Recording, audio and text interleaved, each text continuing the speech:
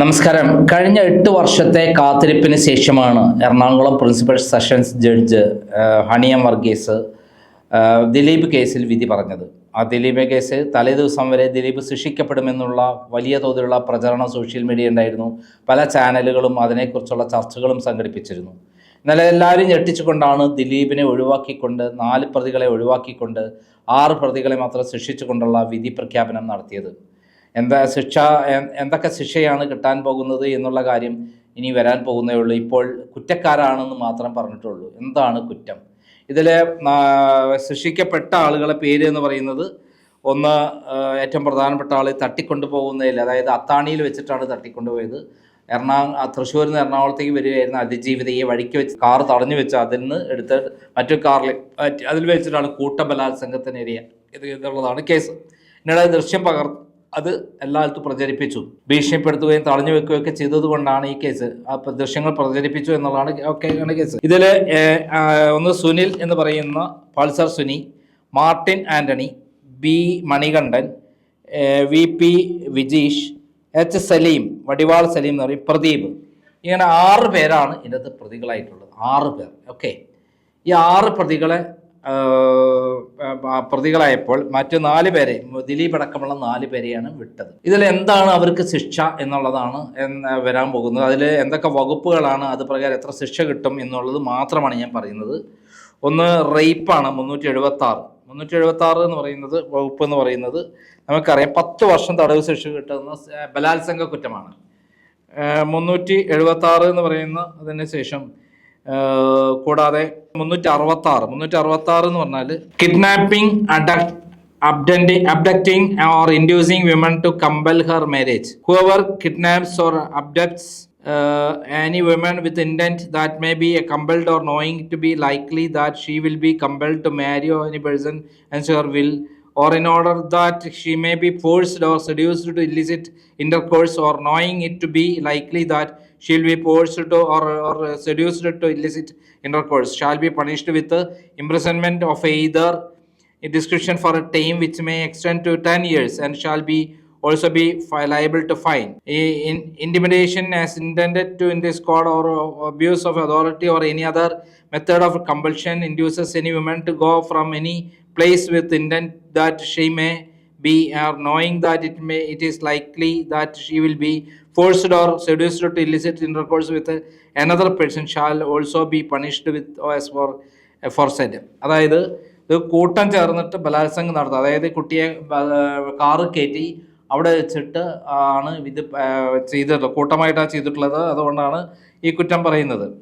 പിന്നെ 354 മറ്റൊരു വകുപ്പ്. 354 സ്വാഭാവികമായിട്ടും assault or criminal force to women with intent to outrage her modesty, അതായത് സ്ത്രീത്വത്തെ അപമാനിക്കുന്ന വിധത്തിൽ പെരുമാറാന്നുള്ളതാണ്. Whoever assaults or uses criminal force to any woman intending to outrage or any knowing it to be likely that he will thereby outrage her modesty shall be punished with the imprisonment of either discretion for a term which may extend to 2 years, or with the fine or with the, അതായത് ഇപ്പം 376 വകുപ്പ് പ്രകാരം 10 വർഷം, അതേപോലെ 366 വകുപ്പ് പ്രകാരം 10 വർഷം, അതേപോലെ തന്നെയാണ് 354 വകുപ്പിൽ 3 വർഷമാണ് തടവ് ശിക്ഷ കിട്ടുക. അതേപോലെ IPC 120B എന്ന് പറയുന്നത് 3 വർഷം വരെ തടവ് ശിക്ഷ കിട്ടാവുന്ന വകുപ്പാണ്. പിന്നെ 342 എന്ന് പറയുന്നത് അന്യായമായി തടഞ്ഞു വയ്ക്കുക എന്നുള്ളതാണ്. അന്യായമായി തടഞ്ഞു വെച്ച് തട്ടിക്കൊണ്ടുപോവുക, അവരുടെ സ്വാതന്ത്ര്യത്തെ തടയുക എന്ന് തുടങ്ങിയുള്ള കാര്യങ്ങൾ. 352 punishment for wrongful confinement. Whoever wrongfully confines any person shall be punished with imprisonment of either discretion for a term which may be extended to 1 year ഉള്ളൂ അതിന്. പിന്നീട് IPC 342, 354, 357 ഉണ്ട്.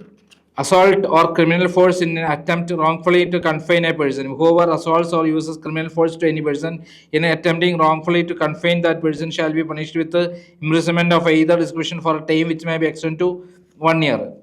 അതേപോലെ 109 ആണ് പിന്നെ ഒരു വകുപ്പ് പറയുന്നത്. 109 punishment of abetment if the act abetted in is committed in consequence where no express provision is made for its punishment. Whoever abets any offence shall, if the act abetted he is committed in consequence of the abetment. No express provision is made by this code for the punishment of such abetment.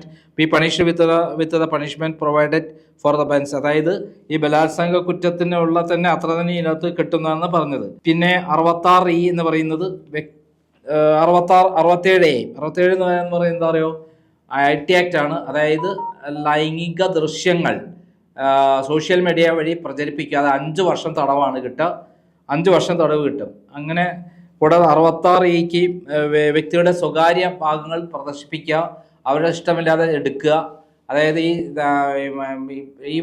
ഇദ്ദേഹം നടത്തിയ ബലാത്സംഗ രംഗങ്ങൾ വീഡിയോയിലെടുത്തു എന്നുള്ളതാണ് ഏറ്റവും 66E കൊണ്ട് ഉദ്ദേശിക്കുന്നത്. ഇപ്പോൾ total എത്ര വർഷത്തെ ശിക്ഷ കിട്ടുന്നുണ്ട് അറിയാമോ? 120B എന്ന് പറഞ്ഞാൽ 2 വർഷം, 342 എന്ന് പറഞ്ഞാൽ 1 വർഷം, 354 എന്ന് പറഞ്ഞാൽ 2 വർഷം ആവാം, 357 എന്ന് പറഞ്ഞാൽ 1 വർഷം, 376D എന്ന് പറഞ്ഞാൽ 10 വർഷം, 366 എന്ന് പറഞ്ഞാൽ 10 വർഷം, 66E എന്ന് പറഞ്ഞാൽ 3 വർഷം, കൂടാതെ 67A എന്ന് പറഞ്ഞാൽ 5 വർഷം. അതായത് 34 വർഷം വരെ തടവ് ശിക്ഷ കിട്ടാം എന്നുള്ളതാണ് ഇതിനകത്ത് ടോട്ടൽ വകുപ്പുകൾ പ്രകാരം വരുന്നത്. അതായത് 34 വർഷം വരെ തടവ് ശിക്ഷ കിട്ടാവുന്ന കുറ്റങ്ങളാണ് ഈ പൾസർ സുനിയും സംഘങ്ങളും ചെയ്തിട്ടുള്ളത്. ഇതിനകത്ത് പൾസർ സുനിക്ക് ഇരട്ട ജീവപര്യന്തം കിട്ടാനാണ് സാധ്യത. അതായത് ഏറ്റവും ചുരുങ്ങിയത് 20 വർഷം ജയിലിൽ കിടക്കേണ്ടി വരും. അതിലധികം ജയിലിൽ കിടന്ന കുറേ കൊല്ലങ്ങൾ അതിനകത്ത് കുറയ്ക്കുമായിരിക്കാം. എന്നാൽ കൊടും കുറ്റവാളിയായ പൾസർ സുനിക്ക് 20 വർഷം എന്തായാലും തടവ് ശിക്ഷ വിധിക്കാനാണ് സാധ്യത എന്ന് ഞാൻ കരുതുന്നു. ഇത് എൻ്റെ അറിവും വിവരം വെച്ചിട്ട് ഇതിൽ 20 വർഷം പൾസർ സുനിക്ക് കിട്ടും. കാരണം ഒരു പെൺകുട്ടിയെ സംഘം ചേർന്ന് തട്ടിക്കൊണ്ടുപോവുകയും ലൈംഗിക ബന്ധത്തിൽ ഏർപ്പെടുകയും അത് ദൃശ്യങ്ങൾ പകർത്തുകയും അത് ദൃശ്യങ്ങൾ പ്രചരിപ്പിക്കുകയും ക്രിമിനൽ ഗൂഢാലോചന നടത്തുകയും കൂട്ടം ചേർന്ന് അവരെ ഹറാസ് ചെയ്യുകയും സ്ത്രീത്വത്തെ അപമാനിക്കുകയും അത് എടുക്കുകയും ഒക്കെ ചെയ്ത കുറ്റങ്ങളാണ്. IT ആക്ട് അടക്കമുള്ള കുറ്റങ്ങളാണ് ഇതിനകത്ത് പ്രധാനമായിട്ടുള്ളത്. 34 വർഷം വരെ തടവ് ശിക്ഷ കിട്ടാം. അത് 34 വർഷം വരെ മാക്സിമം ആണ്. ടോട്ടൽ എൻ്റെ അഭിപ്രായത്തിൽ പൾസർ സുനിക്ക് ഒരു 20 വർഷവും ബാക്കി എല്ലാവർക്കും തന്നെ ഒരു 7 വർഷം മുതൽ 10 വർഷം വരെ തടവ് ശിക്ഷയും കിട്ടാം എന്നുള്ളതാണ് ഞാൻ കണക്കൂട്ടുന്നത്. ഹണിയം വർഗീസ് വളരെ കർശനമായി കാര്യങ്ങൾ നോക്കുന്ന ജഡ്ജാണ്. നിയമപരമായിട്ട് തന്നെ കൃത്യമായി ഇടകേറി പരിശോധിച്ചിട്ടാണ് അവർ ഓരോ കാര്യങ്ങൾ ചെയ്യാറുള്ളതെന്നാണ് അവരുടെ വിധികളെല്ലാം പഠിച്ചു കഴിഞ്ഞാൽ മനസ്സിലാവുക. എനിക്കെതിരെ ഞാനവിടെ ഒരു ജാമ്യത്തിന് വേണ്ടി എന്നെ അറസ്റ്റ് ചെയ്ത ആ കോടതിയിലായിരുന്നു ഒരു കള്ളക്കേസിൽ. എന്നെ ആദ്യം റിമാൻഡ് ചെയ്തത് അവരായിരുന്നില്ല, പിന്നീട് പക്ഷേ വീണ്ടും റിമാൻഡ് ചെയ്തത് അവരായിരുന്നു. ആ സമയത്ത് റിമാൻഡ് ചെയ്ത സമയത്ത് ജാമ്യത്തിന് വേണ്ടി മൂവ് ചെയ്തപ്പോൾ അവർക്ക് കൃത്യമായിട്ട് എനിക്കെതിരെ യാതൊരു തെളിവുകളുമില്ല എന്നുള്ള കൃത്യമായ വിവരങ്ങൾ ഡോക്യുമെൻ്റ് സഹിതമുണ്ടായിട്ടും എനിക്ക് ജാമ്യം തന്നില്ല. ഹൈക്കോടതിയാണ് ജാമ്യം തന്നത്. അത് എനിക്ക് തോന്നുന്നു വീണ ജോർജുമായിട്ട് ആ സമയത്ത് ഒരു ഫംഗ്ഷന് ഇവിടെ വന്നിരുന്നു. വീണ ജോർജിൻ്റെ സ്വാധീനമൊക്കെ ഉണ്ടാക്കിയിരിക്കാം, എനിക്ക് പറയാൻ പറ്റില്ല. എന്തായാലും ഹൈക്കോടതി എനിക്കെതിരെ യാതൊരു തെളിവും ഉണ്ടായിരുന്നില്ല എന്ന് വിധി പറയുകയുണ്ടായി. അതേ ഇതിലാണ് ഇവർക്കും ജഡ്ജിനും എൻ്റെ മുന്നിൽ യാതൊരു തെളിവുമില്ല എന്നുള്ള രേഖകൾ വന്നിട്ടും എനിക്ക് ജാമ്യം തന്നില്ല എന്നുള്ളതൊരു കാര്യം എൻ്റെ മുന്നിലുണ്ട്. എന്തായാലും നമുക്കത് നോക്കാം, എന്താണ് വിധി വരാൻ പോണെന്നുള്ളത്. ഇപ്പം അധികം താമസിയാതെ പുറത്തു വരുമല്ലോ, നമുക്ക് കാത്തിരിക്കാം. നന്ദി, നമസ്കാരം.